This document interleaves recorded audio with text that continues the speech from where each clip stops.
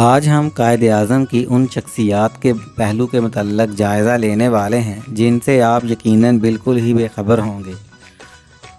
آپ نے ایسے حقائق پہلے نہیں سنے ہوں گے۔ زیادہ تر تاریخی تحریروں میں 25 دسمبر 1876 کی طرف اشارہ کرتی ہیں کہ قائد اعظم اس دن پیدا ہوئے تھے، لیکن کچھ مورخین کا ماننا ہے کہ آپ کی صحیح تاریخ پیدائش 20 اکتوبر 1875 ہے۔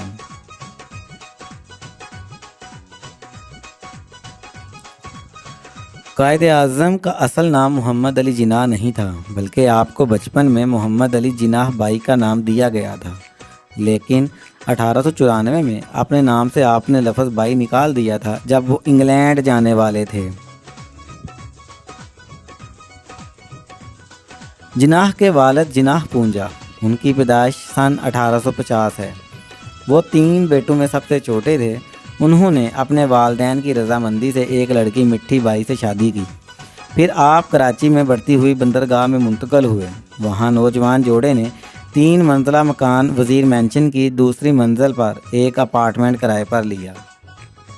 اسے اب ایک قومی یادگار اور میوزیم بنا دیا گیا ہے، کیونکہ اس کی وجہ یہ ہے کہ قوم کے بانی اس گھر میں پیدا ہوئے تھے۔ جب جناح تقریباً 11 سال کے تھے تو ان کی اکلوتی پھپھی انہیں کراچی سے ممبئی لے گئی، اور ان کا ماننا تھا کہ آپ وہاں بہتر تعلیم حاصل کر سکتے ہیں۔ جناح اپنی والدہ کی مزاحمت کے باوجود ممبئی چلے گئے۔ کہتے ہیں کہ مناظر کے باوجود اپنے آپ کو ایک بے چین اور بے باک طالب علم ثابت کرتے رہے۔ صرف 6 ماہ کے بعد ہی انہیں گھر واپس بھیج دیا گیا۔ جناح کو پھر ایک مدرسہ میں داخل کیا گیا، لیکن جناح کو گھڑ سواری کے لیے کلاسیں کاٹنے پر اسکول سے نکال دیا گیا تھا۔ بانی پاکستان ایک کرشماتی شخصیت کے ساتھ ساتھ ایک بہترین وکیل بھی تھے۔ جناح نے ایک وقت میں اداکاری کے لیے بیرسٹری کی ڈگری چھوڑنے پر سنجیدگی سے سوچنا شروع کر دیا، یہاں تک کہ انہوں نے لندن میں ایک شیکسپیئر کمپنی کے ساتھ اسٹیج کیریئر کا آغاز کیا، لیکن یہ مختصر دور کے لیے تھا۔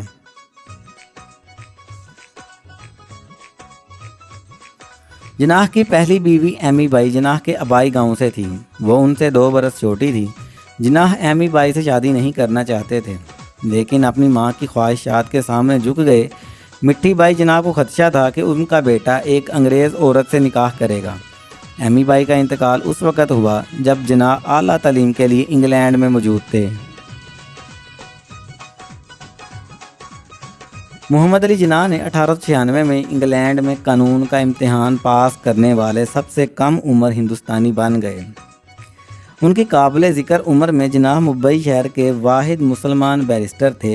وہ بعد میں اپنے وقت کے سب سے کامیاب وکیل بنے۔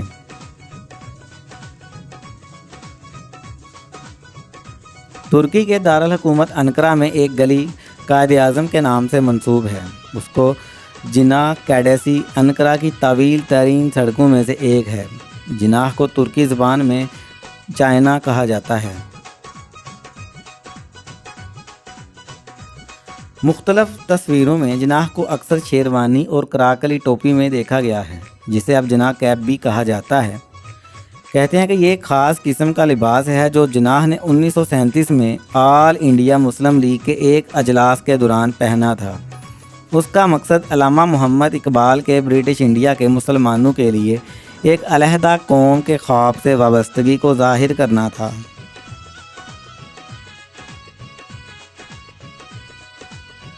جناح ایک اعلیٰ درجہ کے شریف آدمی تھے۔ انہوں نے کبھی ایک ہی ٹائی 2 بار نہیں پہنی، یہاں تک کہ اپنے بستر مرگ پر انہوں نے اصولی طور پر کپڑے پہننے پر اصرار کیا اور بولے کہ میں اپنے پجامے میں سفر نہیں کروں گا۔ برٹش انڈیا کے سب سے بڑے اور متنازع لکھاریوں میں سے ایک سعادت حسن منٹو نے اپنی کتاب جناح صاحب میں لکھا کہ بلیئرڈ کی طرح وہ ہر زاویے سے صورتحال کا جائزہ لیتے اور صرف اس وقت حرکت کرتے جب انہیں یقین ہوتا کہ وہ اسے پہلے ہی درست کر لیں گے۔ جناح اپنے وقت کے مہنگے اور سب سے زیادہ مطلوب وکلاء میں سے ایک تھے، جنہوں نے فی کیس تقریباً 1500 روپے کمائے۔ تاہم بانی پاکستان نے بطور گورنر جنرل پاکستان اپنی تنخواہ 1 روپیہ مقرر کی۔ اس کی وجہ یہ ہے کہ وہ نزائیدہ ریاست کو مالی بوجھ کے ساتھ مقروض نہیں کرنا چاہتے تھے۔